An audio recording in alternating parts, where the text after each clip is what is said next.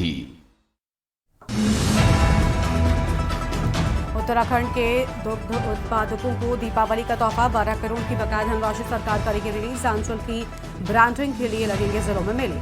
मुख्य निर्वाचन आयुक्त ने उत्तराखंड के ग्रामीणों का जताया आभार। 16 अक्टूबर को इमरजेंसी लैंडिंग के बाद पिथौरागढ़ के रालम गांव में रुके थे सीईसी, ग्रामीणों ने की थी मदद। 4 नवंबर को शीतकाल के लिए बंद होंगे तृतीय केदार। तुंगनाथ के कपाट, होगी पूजा। 1.2 लाख से अधिक श्रद्धालु कर चुके हैं दर्शन। पहाड़ से मैदान तक हवा की गुणवत्ता की होगी निगरानी। सीपीसीबी ने क्षेत्रीय कार्यालयों को भेजा पत्र। 24 अक्टूबर से 7 नवंबर तक हवा और ध्वनि की गुणवत्ता की होगी जांच। उत्तराखंड में छात्र संघ चुनाव पर हाईकोर्ट सख्त। हाईकोर्ट ने कहा 2 दिन में स्थिति स्पष्ट करे राज्य सरकार। 23 अक्टूबर को होगी अगली सुनवाई।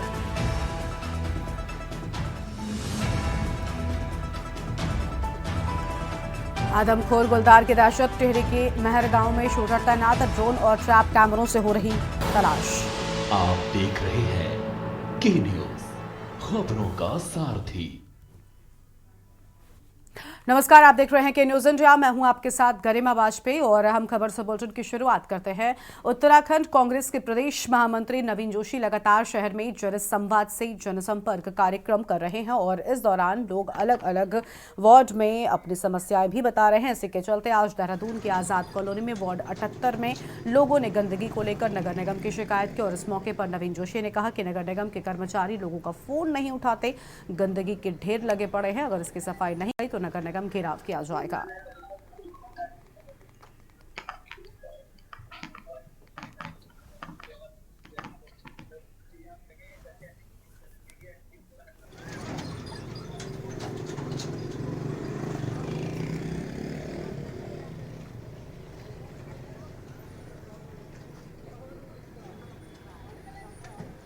कि आज हम ब्राह्मणवाला में आए हैं कार्यक्रम के तहत। पिछले काफी लंबे समय से यहाँ क्षेत्रवासी मेरे से शिकायत कर रहे थे। यहाँ पे सफाई की बहुत बुरी व्यवस्था है। यहाँ पे डंपिंग जोन उन्होंने बना दिया गया है। सारे पूरे शहर का कूड़ा लाकर यहाँ पर इकट्ठा कर रहे हैं और आसपास यहाँ कॉलोनियां हैं। इसकी दुर्गंध इतनी यहाँ पर आ रही है कि हम लोग अभी यहाँ पर खड़े भी नहीं हो पा रहे हैं। और यहाँ के लोगों ने बोला कि हटाने के लिए कई बार अधिकारियों से मिले, कई बार यहाँ पे झगड़े हो गए हैं, लेकिन सरकार वादे करते रही। यहाँ के मेयर वादा करते रहे कि हमने डंपिंग जोन शीशमबाड़ा में बना दिया है, वहां पे हम लोग कूड़ा इकट्ठा करेंगे, हमने प्लांट लगा दिए हैं, उसके निस्तारण की कोई व्यवस्था करेंगे। लेकिन ये धरातल में कुछ नहीं देखने को मिल रहा है। स्मार्ट सिटी देहरादून के हम विधानसभा के बिल्कुल समीप हम लोग खड़े हैं। यहाँ पर अब इतना बड़ा कूड़े का यहाँ डंपिंग जोन बन गया है, जो बीमारियां यहाँ पे फैल रही है। आने जाने में लोगों को समस्या का सामना करना पड़ रहा है। सैकड़ों गाड़ियां यहाँ पे अभी भी खड़ी हुई है कूड़े की।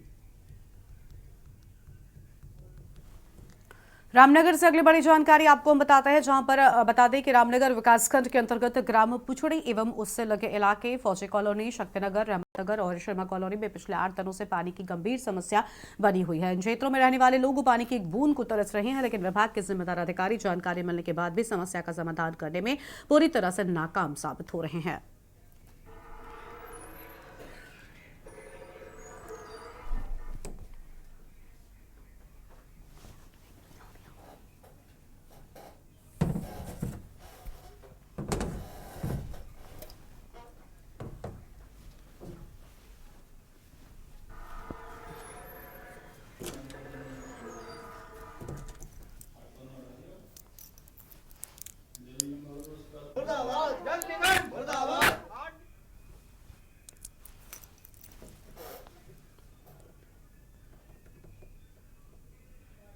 शक्ति ने पूरे गांव में फौजी कॉलोनी, रहमत नगर, शर्मा कॉलोनी, पूछड़ी गांव पूरा, शक्ति नगर तो भी पानी चालू नहीं कर पाए ये लोग यहाँ का। और ये पिछले 8 दिन से जो है ये सर्वो ख़राब हो गया था। सर्वो कर सही करने वाले आए तो उन्होंने कह दिया मोटर फूक गई है। अब ये 8 दिन से अभी तक मोटर ठीक नहीं हुई है। हम अधिकारियों को फ़ोन करते करते परेशान हैं। आज भी सुबह रामनगर की जो एक्शन है जल निगम की, उनसे भी मेरी बात हुई। जेई से जो जेई साहब हैं भारती जी, उनसे रोज़ बातचीत हो रही है। जो जल निगम के बड़े एक्शन है जिनके अंडर में योजना चल रही है, हल्द्वानी सुधीर जी, उनसे भी रेगुलर बात हो रही है, मगर इस पर कोई भी सुनवाई होने को राजी नहीं है। 8 दिन से पूरे गांव में पानी का हाहाकार मचा। सर पानी नहीं आ रहा है हमारे घर में, 8 दिन से पानी नहीं है। हम कपड़ों से भी धोने से परेशान हैं और खाने पकाने से भी परेशान हैं। हम बाल्टी लेके जाते हैं तो वो कहते हैं हम पानी अभी नहीं छोड़ेंगे, वहाँ से ख़राब हो रहा, वहाँ से ख़राब हो रहा। कपड़े लत्ते धोने के लिए पर मोटर खराब हो रही है, हम कहाँ जाएं कपड़े लत्ते धोने को, बच्चे छोटे छोटे हमारे, कहाँ जाएं हम पानी लेने के लिए बताओ। ये परेशानी पीने तक की परेशानी हो रही है, खाना बनाने की परेशानी। गदरपुर के सदलीगंज गांव की महिलाएं बच्चों के प्रसव के दौरान अस्पताल में मृत्यु, परिजनों ने अस्पताल प्रशासन पर लापरवाही का आरोप लगाया है। सर्वेश सैनी ने कहा कि उनके गांव की एक महिला को प्रसव के लिए गुलरभोज रोड स्थित गदरपुर के सहारा अस्पताल में भर्ती करवाया गया था, जहां डॉक्टरों की लापरवाही के चलते जच्चा बच्चा की मौके पर ही मृत्यु हो गई और डॉक्टर लगातार मामले को दबाने का प्रयास करते रहे हैं। यहाँ जो लोगों को डॉक्टर कहा जा रहा है वो भी प्रशिक्षित डॉक्टर नहीं है, न ही कोई महिला डॉक्टर है, किसी तरह की कोई सुविधा इमरजेंसी के लिए भी नहीं है।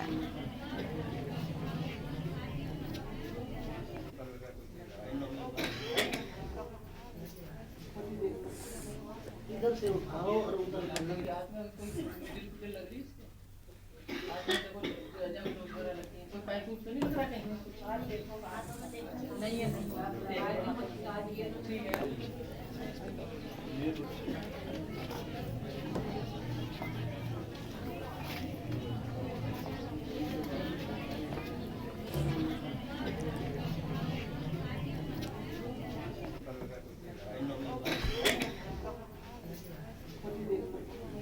इधर से उठाओ और उधर करने के हाथ में कोई लग रही कोई पैर टूट तो नहीं लग रहा कहीं। ये जच्चा बच्चा की मृत्यु जो हुई है, ये एक हॉस्पिटल है गदरपुर में, सहारा हॉस्पिटल। सहारा हॉस्पिटल के नाम से एक हॉस्पिटल खोल रखा है, जिसमें ना ही डॉक्टर हैं, ना ही कोई इंस्ट्रूमेंट है, ना कोई मशीनरी है और ना ही कोई ऑपरेशन की सुविधा है। इन लोगों ने फर्जी अस्पताल खोल रखा है, जिसमें कि जो हमारे गांव से पेशेंट गए, इन लोगों को फंसाकर वहाँ ज़बरदस्ती इनका ऑपरेशन कर दिया, जबकि जांच रिपोर्टें कराई गई थी, जांच रिपोर्टें सभी नॉर्मल थी। सारी रिपोर्टें नॉर्मल होने के बावजूद उन्होंने ऑपरेशन किया और जच्चा बच्चा की मृत्यु इनके गलत ऑपरेशन के कारण हुई। ना इनके हॉस्पिटल में कोई डॉक्टर है, ना ही कोई मशीन है और ये एक मामला नहीं है, ये पहले भी कई मामले हो चुके हैं इस हॉस्पिटल में। आए दिन ऐसे मामले होते रहते हैं। इस हॉस्पिटल पर सख्त कानूनी कार्रवाई होनी चाहिए, क्योंकि आज इनके साथ ऐसा हुआ है, कल फिर किसी और के साथ ये हॉस्पिटल वाले ऐसा करेंगे। लगभग शाम 6 बजे की है ये। इससे पहले इनका 5 साल का बच्चा है और ये इसको हल्का सा पेन हुआ तो ये गदरपुर अस्पताल लेकर गए। अस्पताल ले जाने पर अस्पताल प्रशासन को दिखाया तो उन्होंने अपनी सहमति के लिए इनकी पूरी जांचें कराई। लेटेस्ट एक अल्ट्रासाउंड कराया, जिसमें बच्चा और जच्चा दोनों स्वस्थ थे। दोनों स्वस्थ होने के बाद इन्होंने कहा कि जी बच्चे की हल्की सी धड़कन कम है, इसका ऑपरेशन करना पड़ेगा। तो घर के जो साथी थे उन्होंने बोला कि ठीक है आप ऑपरेशन करो, हमें तो दोनों चीज़ें सही चाहिए। तो उन्होंने डॉक्टर और अस्पताल, निजी अस्पताल प्रशासन ने अपनी जिम्मेदारी पर उन्होंने कहा कि हम ऑपरेशन इसका कर देंगे और दोनों सही हो जाएंगे। तो उन्होंने ऑपरेशन किया और ऑपरेशन करने के साथ ही इन्होंने बहुत बड़ी एक लापरवाही करी और ना तो किसी को वहाँ जाने दिया, ना बच्चे को देखने दिया, ना जच्चा को देखने दिया। और अब सीधा आपको उत्तर प्रदेश के लखनऊ लेकर चलते हैं। उत्तर प्रदेश के मुख्यमंत्री योगी आदित्यनाथ सिल्क एक्सपो के उद्घाटन समारोह में क्या कह रहे सुनते हैं। का मैं यहाँ पर लखनऊ में हृदय से स्वागत करता हूँ, अभिनंदन करता हूँ। मुझे प्रसन्नता है कि आज इस अवसर पर रेशम मित्र पत्रिका का विमोचन हुआ है और पंडित दीनदयाल उपाध्याय रेशम मित्र, रेशम रत्न पुरस्कार से 8 विभिन्न श्रेणियों के 16 ऐसे रत्नों को, जिन्होंने रेशम उत्पादन में प्रत्यक्ष रूप से या उसको प्रोत्साहित करने के लिए अलग अलग श्रेणी में कुछ विशिष्ट किया है, उन्हें यहां सम्मानित किया गया है। मैं उन सबको हृदय से बधाई देता हूं, उन सब का भी मैं इस अवसर पर अभिनंदन करता हूं। हम सब जानते हैं कि एक नारा हमारे यहां सदैव से प्रचलित रहा है, रोटी, कपड़ा और मकान का, यानी जीवन की जो बुनियादी आवश्यकताएं हैं किसी भी व्यक्ति के लिए, वह सामान्य हवा और पानी के बगैर तो पूरी जीव सृष्टि के लिए आवश्यक है ही, लेकिन एक सभ्य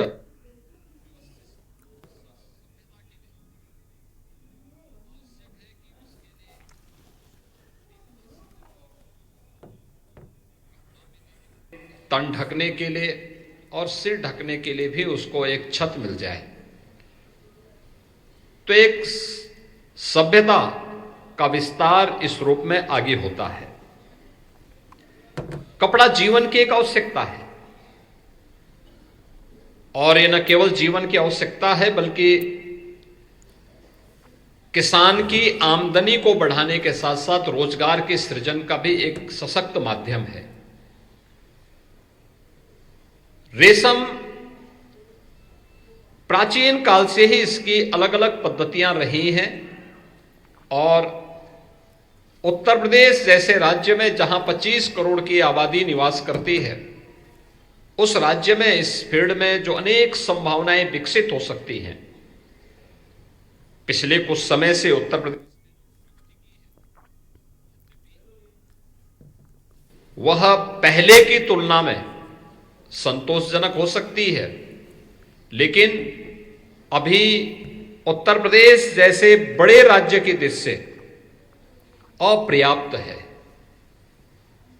संभावनाएं हैं, लेकिन उन संभावनाओं के लिए जो प्रयास होने चाहिए, यह सिल्क एक्सपो उसका एक माध्यम बनेगा। इस बात को लेकर के आज मैं इस अवसर पर यहां पर विभाग के साथ साथ यहां पर जुड़े हुए जो किसान हैं, जो यहां पर आए हुए उद्यमी हैं, इस फील्ड से जुड़े हुए स्टेक होल्डर्स हैं, इन सब का मैं आह्वान करूंगा। बहनों और भाइयों, अभी आपने देखा होगा उत्तर प्रदेश के अंदर क्या संभावनाएं विकसित हो सकती हैं, और खास तौर पर उत्तर प्रदेश के अंदर जो संभावनाएं हैं, वाराणसी और भदोई दो ऐसे क्षेत्र हैं जहां आजमगढ़ से लेकर के वाराणसी तक, चाहे वो मुबारकपुर की साड़ी हो, चाहे वह वाराणसी की साड़ियां, ये सभी सिल्क क्लस्टर डेवलप करने के लिए भारत सरकार ने भी और राज्य सरकार ने भी इस दिशा में एक नए प्रयास को आगे बढ़ाया है। आज भी देश के अंदर, पूरे देश के अंदर वाराणसी की सिल्क की साड़ियां किसी भी मांगलिक कार्यक्रम के लिए लोगों की पसंद बनती हैं। लोग आते हैं बड़े पैमाने पर, और काशी में काशी विश्वनाथ धाम बनने के उपरांत जो पर्यटकों की संख्या वहां बढ़ी है, श्रद्धालुओं की संख्या बढ़ी है, उसने इस व्यापार को एक नई ऊंचाई दी है। आज वाराणसी में एक्सपो मार्ट के माध्यम से ट्रेड फैसिलिटेशन सेंटर बनने के उपरांत इसमें काफी वृद्धि हुई है, काफी तेजी के साथ देखने को मिल रहा है। अब हम लोग जब आजमगढ़ में भी जाते हैं, मुबारकपुर के साड़ी के उद्योग से जुड़े हुए उद्यमियों से बातचीत करते हैं, या वाराणसी के अंदर हम लोग जाते हैं, या मिर्जापुर और भदोई के अंदर जाते हैं और इस सिल्क क्लस्टर के बारे में इसकी प्रगति को देखते हैं, तो लगता है कि इसमें बहुत गुंजाइश है। या उत्तर प्रदेश में पीएम मित्र पार्क, जो टेक्सटाइल पार्क का एक बृहद रूप यहां पर आज आने जा रहा है लखनऊ में, लखनऊ हरदोई बॉर्डर पर लगभग 1000 एकड़ क्षेत्रफल में टेक्सटाइल से जुड़े हुए अलग अलग उद्योग यहां पे लगने जा रहे हैं। ये उत्तर प्रदेश की उन संभावनाओं को प्रदर्शित करने का एक माध्यम है जो यहां पर होने जा रहा है, लेकिन रॉ मटेरियल तो यहां पर हमें स्वयं ही तैयार करना होगा। और किसान अगर इस दिशा में आगे बढ़ते हैं तो केंद्र सरकार के द्वारा इस संबंध में प्रोत्साहन करने के लिए अनेक योजनाएं यहां पर चल रही हैं, जो आपको इस अवसर पर देखने को मिलेगा। और मैं विभाग से भी कहूंगा कि इन्हें इन योजनाओं के बारे में हर जिले के अंदर संगोष्ठी करनी चाहिए, प्रगतिशील किसानों के साथ बैठना चाहिए, उन्हें प्रोसेसिंग के साथ, वहां पर ट्रेनिंग के कार्यक्रम के साथ जोड़ना चाहिए। मेरा मानना है केवल गोरखपुर मंडल ही नहीं बल्कि वाराणसी मंडल, आजमगढ़ मंडल, मिर्जापुर मंडल, लखनऊ मंडल, देवीपाटन मंडल, बस्ती मंडल, इन सभी में ये संभावनाएं बढ़ेंगी, क्योंकि शहतूत की खेती के साथ साथ जो ऐसे क्षेत्र हैं जहां पर, क्योंकि यूपी जैसे राज्य में 9 क्लाइमेटिक जोन है और इन सभी 9 जोन में अगर आप देखेंगे तो अलग अलग क्षेत्र में अलग अलग प्रकार के कृषि उत्पादों को वहां पर विकसित करने और आगे बढ़ाने का हमारे पास एक अवसर होता है। उसमें अगर हम लोग देखेंगे तो ये संभावनाएं यूपी के अंदर बहुत अच्छी बन सकती हैं और उनको आगे बढ़ाने के लिए एक प्रयास अगर हमारे स्तर पर होता है और यहाँ पे लोकल स्तर पर ही रेशम का उत्पादन, उसके प्रोसेसिंग की व्यवस्था और फिर आगे की प्रक्रिया के साथ उसको वस्त्र उत्पादन के साथ हम जोड़ते हैं, तो जो रेशम का उद्योग का क्लस्टर प्राचीन काल से ही काशी और आजमगढ़ रहा है, इसको रॉ मटेरियल अगर सस्ता मिलता है तो स्वाभाविक रूप से उसकी लागत भी सस्ती आएगी और जो समाज की डिमांड है, जो आज मार्केट की डिमांड है, उसके अनुरूप उत्पाद हम लोग आसानी से लोगों को उपलब्ध कराने में मदद मिलेगी। सरकार इस दिशा में आपको ट्रेनिंग के साथ जोड़ने, रॉ मटेरियल के लिए सहयोग करने, प्रोसेसिंग के साथ सहयोग करने और मार्केटिंग और डिजाइनिंग के साथ जोड़ने में भी आपको मदद करेगी। इस दिशा में सरकार के द्वारा जो प्रयास प्रारंभ हुए हैं, जो मैंने पहले भी कहा कि उत्तर प्रदेश में 2017 में सरकार आने के बाद आज प्रदेश ने अपने परंपरागत उत्पाद को प्रोत्साहित करने के लिए अनेक कदम उठाए, अनेक प्रयास हुए। आज मैं कह सकता हूं उत्तर प्रदेश देश का पहला ऐसा राज्य है जिसने परंपरागत उत्पाद के लिए अपनी एक पॉलिसी बनाई। 75 जनपद हैं तो 75 जनपदों के लिए किसी एक उत्पाद को वहां के लिए चिन्हित करते हुए उसे आगे बढ़ाया और आज यही कारण है कि उत्तर प्रदेश में 75 जनपद की, आज प्रत्येक जनपद की अपनी एक यूनिक प्रोडक्ट है, जिसे हमने 1 डिस्ट्रिक्ट 1 प्रोडक्ट के रूप में कहा। 1 डिस्ट्रिक्ट 1 प्रोडक्ट ने सरकार ने उसको मार्केट के साथ जोड़ा, डिजाइनिंग के साथ जोड़ा, पैकेजिंग के साथ जोड़ा। परिणाम क्या है कि यहां पर रोजगार का सृजन भी हुआ, एक्सपोर्ट भी यहां का परंपरागत उत्पाद होना प्रारंभ हुआ।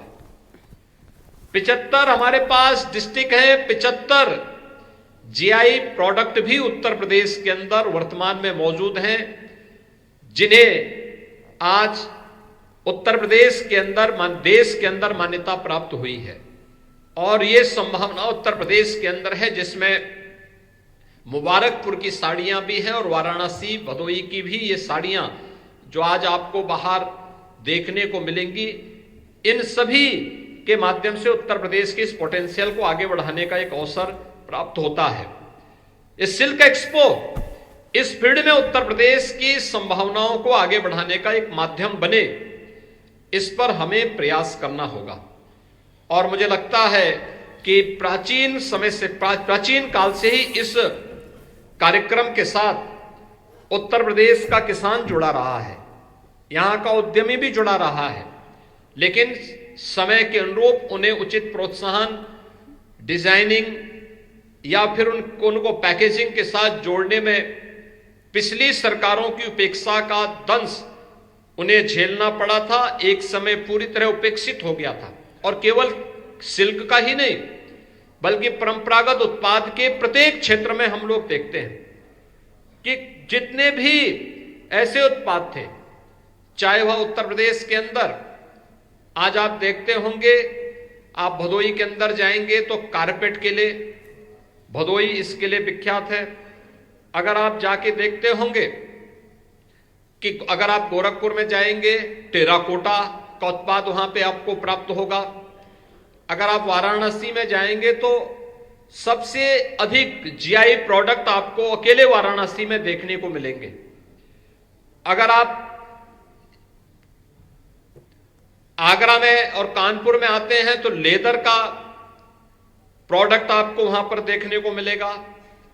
अगर आप मुरादाबाद में आते हैं तो ब्रॉस के आइटम वहां पर आपको देखने को मिलते हैं। फिरोजाबाद में जाएंगे ग्लास मिलेगा। मेरठ में जाएंगे तो वहां पर आपको स्पोर्ट्स आइटम देखने को मिलेंगे। यानी अलग अलग जनपद की अलग अलग प्रोडक्ट आज उत्तर प्रदेश के पोटेंशियल को देश और दुनिया के सामने रखता है और इसके माध्यम से उत्तर प्रदेश आज अपने इस परंपरागत उत्पाद के माध्यम से अपने युवाओं को और अपने उद्यमियों को आगे बढ़ने का एक प्लेटफॉर्म भी उपलब्ध करवा रहा है। ऐसे सिल्क के क्लस्टर भी उत्तर प्रदेश के अंदर जिन क्षेत्रों में विकसित हो सकते हैं और इसमें संभावनाएं बनी हुई है, उसको भी हमें और तेजी के साथ आगे बढ़ाने के लिए एक नया प्रयास प्रारंभ करना होगा और आवश्यकता पड़ी तो इसके लिए विभाग को अलग से भी ऐसे किसानों को जो रेशम मित्र के रूप में अपनी सहभागिता का परिचय देकर के इस फील्ड की संभावनाओं को जमीनी धरातल पर उतार करके उत्तर प्रदेश को एक स्वस्थ प्रतिस्पर्धात्मक राज्य के रूप में भी अन्य राज्यों की तुलना में खड़ा कर सके। तो लखनऊ से आप सुन रहे थे उत्तर प्रदेश के मुख्यमंत्री योगी आदित्यनाथ को सिल्क एक्सपो कार्यक्रम में पहुंचे थे मुख्यमंत्री। उनकी ओर से अहम बातें कही गई हैं और इस बुलेटिन में इतना ही। तमाम खबरों के लिए आप देखते रहिए न्यूज़ इंडिया। नमस्कार।